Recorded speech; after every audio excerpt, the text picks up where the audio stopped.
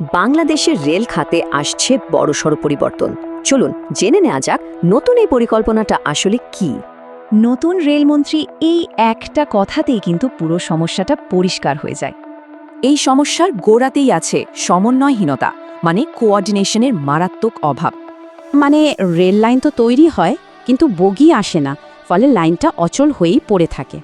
কারণ সবকিছুর জন্য টেন্ডার হয় আলাদাভাবে, যার সেবার মান আর কাজের গতি দুটোই কমিয়ে দেয়। তো এই গভীর সমস্যাগুলো কাটাতেই আসছে নতুন এক সমন্বিত পরিকল্পনা।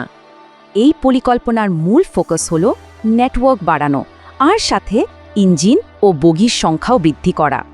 মানে আলাদা আলাদা কাজের বদলে সবকিছু হবে একটা কম্প্যাক্ট প্যাকেজের আওতায়। আর এই উদ্যোগের পেছনে আছে সর্বোচ্চ পর্যায়ের সমর্থন। এটা শুধু মন্ত্রণালয়ের একার নয়। প্রধানমন্ত্রী নিজে যেহেতু এ বিষয়ে গুরুত্ব দিচ্ছেন, তাই আশা করা যায় কাজেও বেশ গতি আসবে। এরকম উচ্চ পর্যায়ের সমর্থনে পুরো প্রক্রিয়াটা যে আরও জোরদার হবে তা বলাই বাহুল্য। শেষ পর্যন্ত লক্ষ্য হল দেশের রেলওয়ের সক্ষমতা দ্রুত আর চোখে পড়ার মতো করে বাড়ানো।